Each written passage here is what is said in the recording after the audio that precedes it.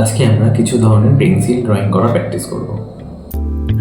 সব জায়গায় খুব সুন্দর সুন্দর করে ড্রয়িং কেউ মার্কার দিয়ে করছে, একবারে পেন্সিল ড্রয়িং করছে বা একবারে যে কোনো ড্রয়িং করছে এবং খুব সুন্দর লাগছে। ইজি ড্রয়িং এটা, ইজি ড্রয়িং ওটা, রাফ প্ল্যানটা। তো অ্যাকচুয়ালি কনস্ট্রাকশন ড্রয়িং এটাই। এই ড্রয়িংটা সবাইকে আগে করতে হবে, এইরকমভাবে রাফ করে নেবে, দেন ওটাকে আমরা ফাইনাল করবো। শুরুতেই এত সুন্দর ড্রয়িং করে বসানো না, তাকে শিখতে হয়। আর বেসিক ব্যাপারটাই সবার আগে এরকম কনস্ট্রাকশন ড্রয়িং আমরা ধরে নেবো রাফলি। তো টিচার হোক টিচার হোক বা গার্জেন, যে কোনো জিনিসই ড্রয়িং করি না কেন, এটা তো খুব সাধারণ একটা পেন্সিল ড্রয়িং।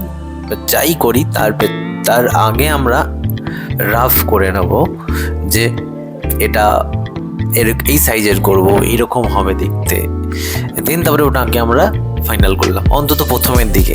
একটা টাইমের পরে যখন খুব ভালো শিখে যাবে তখন সে নিজের থেকেই খুব বেটারভাবে একটা পেন দিয়ে বা একটা মার্কার দিয়ে পুরো আউটলাইন ড্রয়িং করবে।